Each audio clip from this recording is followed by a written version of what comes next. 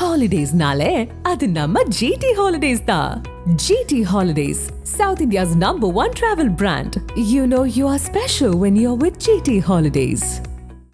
அப்போ திருநாய் ஆதரவாகவும் திருநாய் சம்பந்தமான விஷயங்களுக்கு எதிர்ப்பாகவும் ரெண்டு டீமாக பேசுகிறாங்க. அதில் பிரபல மிமிக்ரி கலைஞர் படவா கோபி, மிமிக்ரி கலைஞர், நடிகர், பன்முக திறன் கொண்டவர், அவர் கலந்துக்கிட்டு ஒரு பேசின விஷயம் வந்து ரொம்ப வைரலாக போச்சு. இது அவர் கோபி வந்து அவர் கொஞ்சம் ஹார்ஸாகவே கேட்டார். இந்த மாதிரி நீங்கள் வந்து இது ஒரு சாமானியன் தான் பாதிக்கப்படுறான், இது வந்து பணக்காரர்கள் யாருக்கு பாதிக்கப்படுறதில்ல, இல்லை அந்த ஆங்கிளில் போகிற மாதிரி அந்த விவாதம் கொஞ்சம் ஸ்ட்ராங்காக போச்சு. அதை தொடர்ந்து தான் அவரை வந்து ட்ரோல் செய்யப்பட்டாங்க. அவர் மேல் நிறைய விமர்சனங்கள் வைக்கப்பட்டாங்க. அதை தொடர்ந்து வந்து ஒரு வீடியோ ஒன்று போட்டிருக்கிறாரு. நான் வந்து ஃபுல் வீடியோ பேசியிருந்தேன், அது எடிட்டர் வெர்ஷன் தான் வந்து விஜய் டிவியில் டெலிகாஸ்ட் பண்ணாங்க, நான் விஜய் டிவி நம்பி தான் போனேன், ஆனால் வந்து என்னை இந்த மாதிரி சிக்கலில் கொண்டு விட்டுட்டாங்கன்னு அவர் ஒரு விளக்க வீடியோ போட்டிருக்கிறாங்க.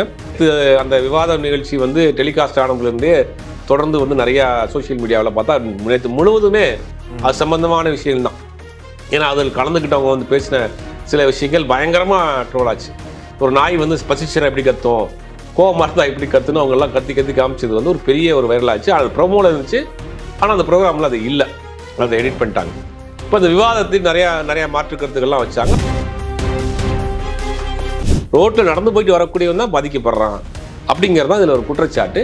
இதைத்தான் வச்சு ஒரு விவாதமாக நேற்று அது போச்சு. அது நடந்த விவாதத்தில் இவர் பேசுகிறது எனக்கு வேறு மாதிரி பேசப்பட்டது அப்படிங்கிறதுனால அதை எனக்கு ஃபுல் வெர்ஷன் போடுங்க அப்படின்னு ஒரு வீடியோ போட்டிருக்கிறேன். அதுவும் இப்போ ஒரு சர்ச்சையாக போயிருக்கும்.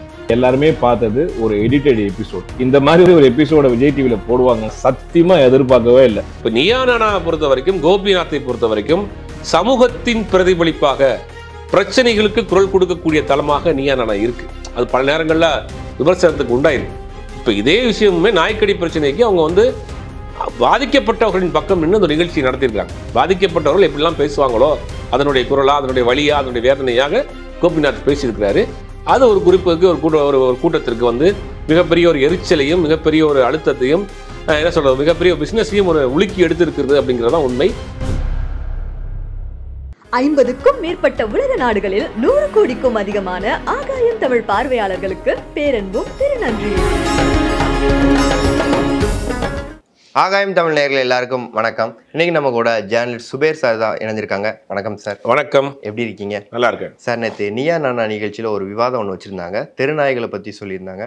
அதில் வந்து படவா கோபி அவர் பேசின விஷயம் வந்து ரொம்ப சர்ச்சையாக போயிட்டு இருக்கு. அதை எப்படி பார்க்குறீங்க சார்? இல்லை, முதல்ல வந்து இந்த திருநாய் சம்மந்தப்பட்ட பிரச்சனை வந்து தமிழ்நாடுக்கு நடந்தக்கூடிய பிரச்சனை இல்லை, இந்தியா முழுவதும் இருக்கக்கூடிய ஒரு பெரிய பிரச்சனை. இது நீதிமன்றத்தில் வழக்கு இருக்குது. நீதிமன்றத்தில் 2 பேர் அடங்கிய நீதிபதிகள் கொடுத்த தீர்ப்பு மாறுபட்ட தீர்ப்புகளாக இருந்ததுனால அது 3 பேர் கொண்ட நீதிபதிகள் தலைமையில் வந்து ஒரு தீர்ப்பு கொடுக்குறாங்க.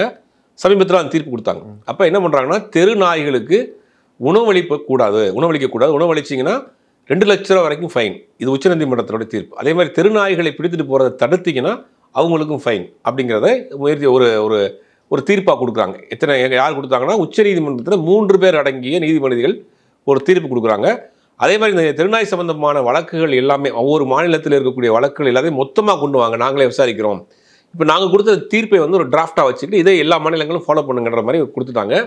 அதை தொடர்ந்து தான் இந்த மாதிரி பிரச்சனை போகுது. தெருநாய்கள் பிரச்சனைங்கிறது ஒட்டுமொத்தமாக இந்தியா முழுவதுமே இருக்குது. அது பெரிய அளவில் வருடத்திற்கு வருடம் தெருநாய்களால் பாதிக்கக்கூடியவருடைய எண்ணிக்கை நாளுக்கு நாள் அதிகமாக போய்கிட்டே போகுதுங்கிறது தான் இப்போடைய கம்ப்ளைண்ட்டு.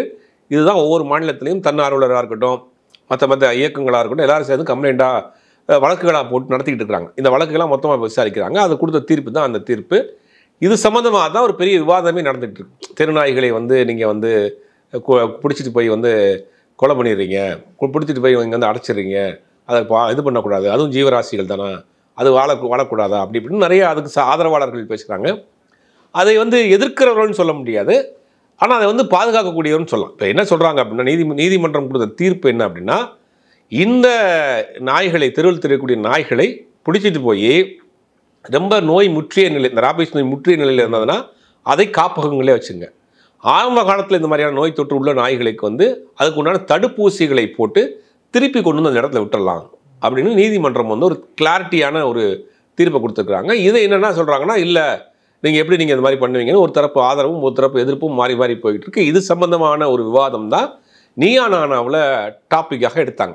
அப்போ திருநாய் ஆதரவாகவும் திருநாய் சம்பந்தமான விஷயங்களுக்கு எதிர்ப்பாகவும் 2 டீமாக பேசுகிறாங்க. அதில் பிரபல மிமிக்ரி கலைஞர் படவா கோபி, மிமிக்ரி கலைஞர், நடிகர், பன்முகத்திறன் கொண்டவர். அவர் கலந்துக்கிட்டு ஒரு பேசின விஷயம் வந்து ரொம்ப வைரலாக போச்சு. இது அவர் கோபி வந்து அவர் கொஞ்சம் ஹார்ஸாகவே கேட்டார். இந்த மாதிரி நீங்கள் வந்து இது ஒரு சாமானியன் தான் பாதிக்கப்படுறான், இது வந்து பணக்காரர்கள் யாருக்கும் பாதிக்கப்படுறதில்ல, இல்லை அந்த ஆங்கிளில் போகிற மாதிரி அந்த விவாதம் கொஞ்சம் ஸ்ட்ராங்காக போச்சு. அதை தொடர்ந்து தான் அவரை வந்து ட்ரோல் செய்யப்பட்டாங்க. அவர் மேல் நிறைய விமர்சனங்கள் வைக்கப்பட்டாங்க. அதை தொடர்ந்து வந்து ஒரு வீடியோ ஒன்று போட்டிருக்கிறாரு. நான் வந்து ஃபுல் வீடியோ பேசியிருந்தேன், அது எடிட்டர் வெர்ஷன் தான் வந்து விஜய் டிவியில் டெலிகாஸ்ட் பண்ணாங்க, நான் விஜய் டிவி நம்பி தான் போனேன், ஆனால் வந்து என்னை இந்த மாதிரி சிக்கலில் கொண்டு விட்டுட்டாங்கன்னு அவர் ஒரு விளக்க வீடியோ போட்டிருக்கிறாங்க.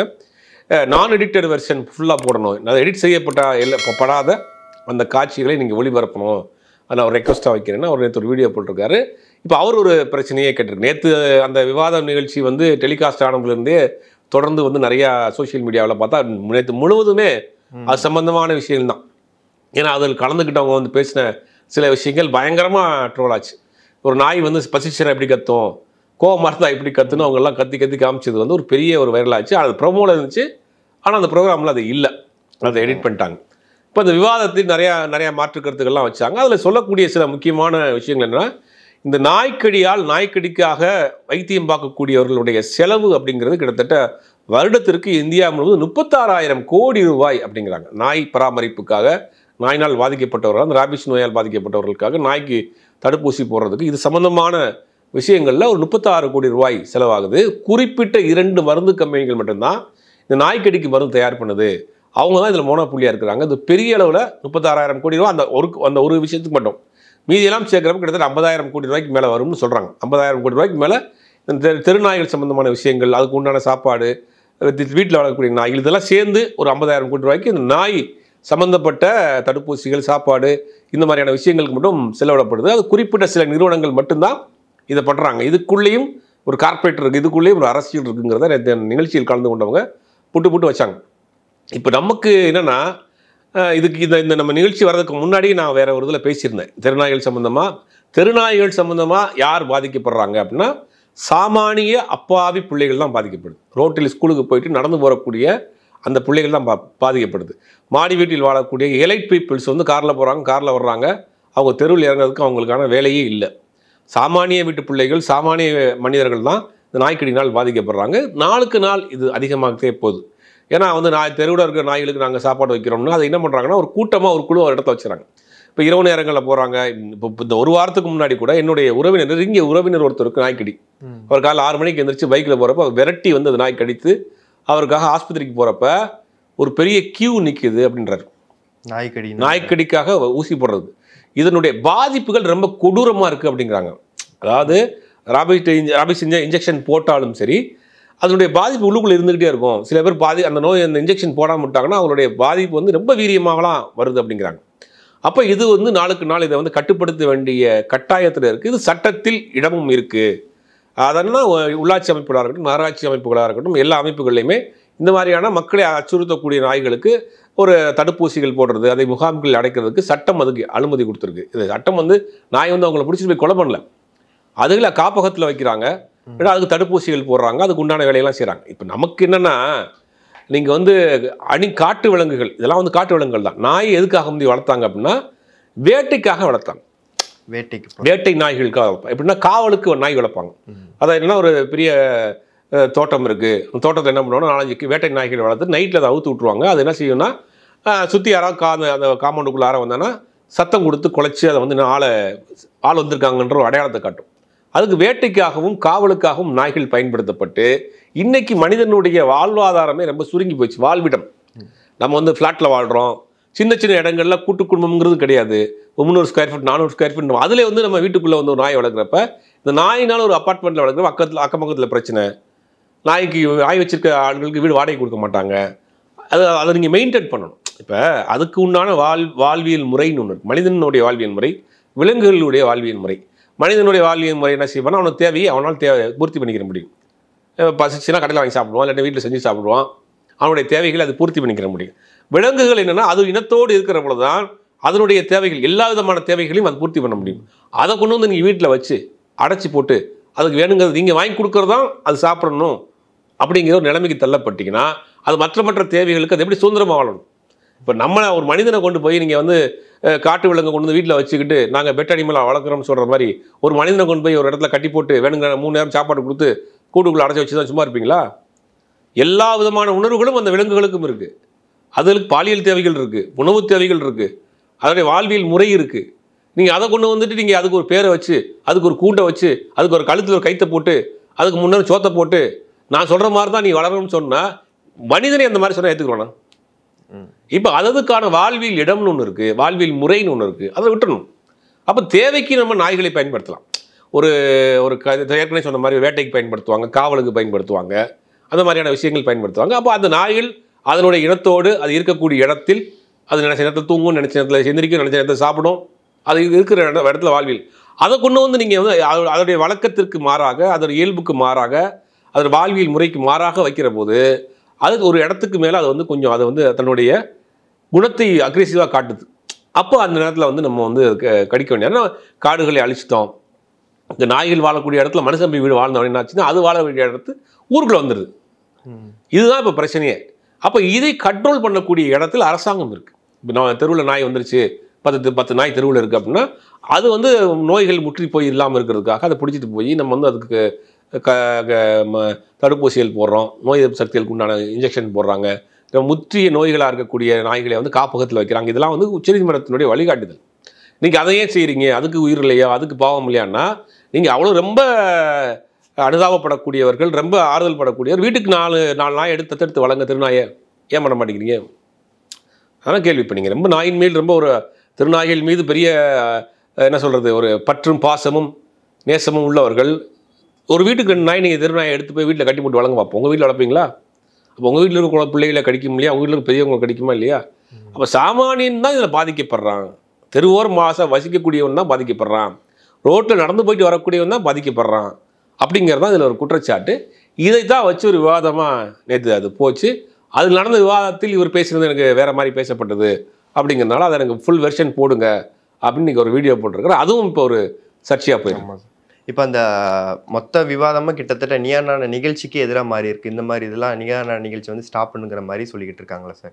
இல்லை, அது ஒவ்வொரு காலகட்டத்திலையும் இது வந்து முக்கியமாக பேசப்பட வேண்டிய விவாத நிகழ்ச்சி. பல்வேறு விஷயங்களை நீயானானாவில் பேசியிருக்கிறாங்க. பல்வேறு விஷயங்கள் விவாதத்துக்கு உட்பட்டு இருந்தாது எல்லாமே. இப்போ இந்த விஷயத்தை பொறுத்த வரைக்கும் பேசவே கூடாது அப்படிங்கும் போது இதுக்கு வந்து மேஜரான ஆதரவு என்னென்னா தெருநாய்களால் பாதிக்கப்படுறாங்க, அதுக்கு உரிய சிகிச்சை கொடுக்கணும், அது உரிய அதுக்கு உண்டான வேலைகளை செய்யணுங்கிறது தான் அங்கே பேசப்பட்டவர்களுடைய மேஜரான கருத்து. அந்த நிகழ்ச்சியை பெரிதாக பாராட்டியவர்களும் அதான் சொல்கிறாங்க. இது நாயினால் பாதிக்கப்பட்டவருடைய பிரச்சனையை பேசுகிறாங்க அப்படின்னா பாதிக்கப்பட்டவர்களுடைய பிரச்சனையை பேசுகிறதா ஒரு நிகழ்ச்சிக்கோ ஒரு கலைக்கோ அழகு. நீங்கள் ஒரு நல்ல கலைஞராக இருக்கிறீங்க, ஒரு நல்ல ஒரு நிகழ்ச்சியினுடைய நோக்கம் என்ன, ஒரு நிகழ்ச்சி நடத்துறதுக்கான நோக்கம் என்னென்னா ஒரு விழிப்புணர்வை ஏற்படுத்தணும். ஒரு நம்ம சாதாரணமாக பொழுதுபோக்காக நீங்கள் நடத்துகிற நிகழ்ச்சி வேறு, இது வந்து ஒரு விவாத நிகழ்ச்சி. இது அறிவார்ந்த சமூகத்தில் அதில் இது பேசப்பட்ட விஷயத்தில் முக்கியமான விஷயம் அதில் ஒருத்தர் பேசினார். அது இதில் மெடிக்கல் மாஃபியாஸ் இதில் வந்து பெரிய அளவில் நாய்க்கடினால் அதில் வரக்கூடிய அதுக்கு சுற்றி வரக்கூடிய மருந்துகள் தயார் பண்ணுறதுல ஒரு 2 கம்பெனிகள் சிரமம் போனால் புள்ளியாக இருக்குது. அது கிட்டத்தட்ட 36,000 கோடி ரூபாய்க்கு மேலே வந்து ஒரு பெரிய கார்பரேட்டே உள்ளே வந்து வேலை செய்யுது அப்படிங்கிற ஒரு முக்கியமான விஷயத்தை உடைச்சிருக்காரு. அப்போ ஒட்டு மொத்தமாக கொதிச்சு எழுதுறாங்க, இந்த நிகழ்ச்சியை பேன் பண்ணணும், இதை பற்றி பேசக்கூடாது. ஏன்னா அவங்க பிஸ்னஸ் போதே. இன்றைக்கி மெடிக்கல் மாஃபியாங்கிறது ஒரு மிகப்பெரிய மாஃபியா. சமீபத்தில் ஒரு மெடிக்கல் ஒரு நிறுவனத்தில் வேலை செய்யக்கூடிய உயர் பதவியில் இருக்கக்கூடியவரை நான் சந்தித்தேன். அவர் சொன்ன விஷயங்கள்லாம் ஆச்சரியமாக இருக்குது. ஒரு மெடிக்கல் கம்பெனி டாக்டரை என்னென்னலாம் கொடுத்து மருந்துகளை எழுத சொல்லுவாங்க. கிஃப்ட்னா நீங்கள் பேனா கொடுக்குறா, பென்சில் கொடுக்குறாரு அப்படிலாம் கிடையாது. அவர் கேட்ட எல்லாத்தையும் சில விஷயத்தில் அங்கே பேச முடியாது. ஒரு டாக்டரு அந்த கம்பெனியுடைய மருந்து எழுதுவதற்காக அவர் என்ன கேட்டாலும் செய்வதற்கு தயாராக மருந்து கம்பெனிகள் இருக்குது. இன்றைக்கி மருந்து கம்பெனிகளுடைய ஒரு பெரிய அதுக்குள்ளே பண்ணால் அது பெரிய மாஃபியா. அது எல்லாரும் சொல்ல முடியாது, எல்லா கம்பெனியும் சொல்ல முடியாது. ஒரு சில கம்பெனிகள் இந்த மாதிரி பண்ணுறாங்க. அதாவது தன்னுடைய ப்ராடக்டை கொண்டு வந்து சேர்க்கறதுக்காக மிகப்பெரிய அளவில் ஒரு கார்பரேட் இது.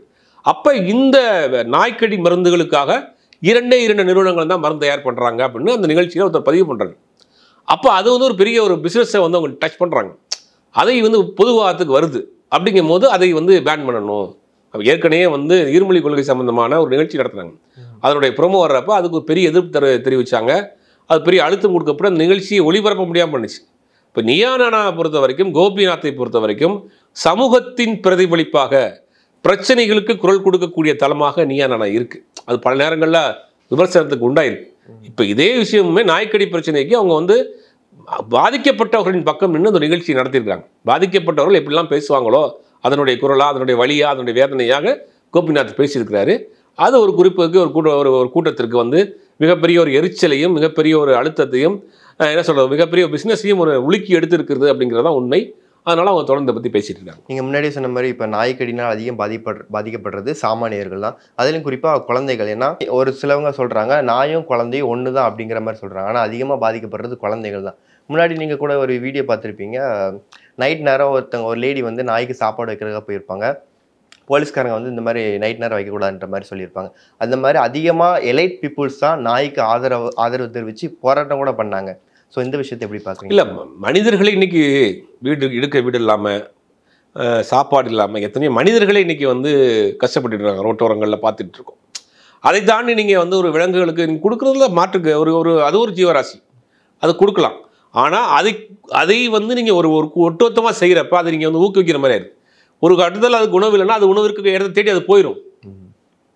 இப்போ ஒரு விலங்குக்கு வந்து உணவு இல்லைன்னா அதுக்கு உண்டான உணவை தேடிக்கிறோம், போய் எங்கேயாவது தேடி கண்டுபிடிச்சி போய் சாப்பிட்றோம். நீங்கள் மனிதனுக்கு உணவு இல்லைன்னா என்ன செய்வீங்க? நீங்கள் மனிதன் தான் உதவி பண்ணணும். Simple matter. நான் சொல்கிறது எல்லாத்துக்கும் புரிஞ்சிருக்குன்னு நினைக்கிறேன். இப்போ ஒரு ஒரு ஒரு பூனைக்கு உணவு தேவையை அதை தேடிக்கிறோம். நீங்கள் எல்லா பூனைக்கும் உணவு வச்சிட முடியுமா? எல்லா நாய்க்கும் உணவு வச்சிட முடியுமா? அது எங்கே இருக்கோ அந்த உணவை தேடிடும். அதுக்குண்டான ஒரு வாழ்க்கை முறையை வாழ்ந்துடும். ஒரு மனிதன் ரோட்டோரத்தில் இருக்கிறான், முடியாமல் படுத்து கிடக்கிறான், அவன் சாப்பிடலாமா? அந்த மனிதனுக்கு இன்னொரு மனிதன் தான் உதவி பண்ணும். அப்போ அதையும் நம்ம கம்பேர் பண்ணி பார்க்கணும். உணவு கொடுக்குறது, விலங்குகளுக்கு உணவு கொடுக்குறதுங்கிறது தவறு கிடையாது. அதை வந்து நம்ம வந்து ஊக்குவிக்கிற மாதிரி ஆயிடுது. அதை வந்து நம்ம என்கரேஜ் பண்ணுற மாதிரி, அதை வந்து நம்ம சப்போர்ட் பண்ணுற மாதிரி ஆறுது. என்னென்னா அது ஒரு கட்டத்தில் அக்ரெசிவாக மாறிடுது. அந்த நாய் வந்து அந்த நாயினுடைய அந்த பேசிக் தன்மையை மீறி வந்து அது கொஞ்சம் வேறு மாதிரி போகிறப்ப தான் அது சாமானிய மக்களை, ரோட்டில் போகிற ஒரு ஆட்களை கடிக்கக்கூடிய வேலையை செய்யுது. அதை தான் நீதிமன்றம் சொல்லியிருக்கு. அதுக்கு தான் நாங்கள் வந்து அப்படி இருக்கக்கூடிய நோயால் பாதிக்கப்பட்ட நாய்களுக்கு தடுப்பூசிகள் போடுறோம், அதுக்குன்னா ட்ரீட்மெண்ட் கொடுக்குறோம். ரொம்ப முத்திய நாய்களை வந்து காப்பகத்தை அடைங்க அப்போ நீதிமன்றம் வழிகாட்டுதல் கொடுத்துருக்கு. இவங்க வந்து இன்றைக்கி வந்து இந்தியா முழுவதும் வந்து எத்தனையோ வழக்குகள் வந்து பார்த்துக்கிட்டு இருக்கிறோம், எத்தனையோ கற்பழிப்புகள் பார்க்குறோம், குழந்தைகளுக்கு எதிரான பாலியல் வன்முறைகள் பார்க்குறோம், எத்தனையோ விஷயங்கள் இருக்குது. அதுக்கெல்லாம் கொதிக்காதவங்க எதுக்கு கொதிக்கிறாங்கன்னா அவங்களுடைய அந்த எலைட்தனத்தை சில பேர் காட்டுறாங்க. ஆனால் சில பேர் என்ன பண்ணுறாங்கன்னா உண்மையிலேயே அது மேல் உள்ள ஒரு அக்கறை இருக்குது, அதுவும் நம்மள மாதிரியான ஜீவராசி தானே. ஆனால் சிலர் வந்து இதை வந்து ஒரு எலைட்டாக தான் பார்க்குறாங்க. கண்டிப்பாக சார், நிறைய விஷயங்கள் ஷேர் பண்ணிங்க. தேங்க்ஸ். நன்றி. Holidays-nale, அது நம்ம GT Holidays தான். GT Holidays, South India's #1 travel brand. You know you are special when you're with GT Holidays.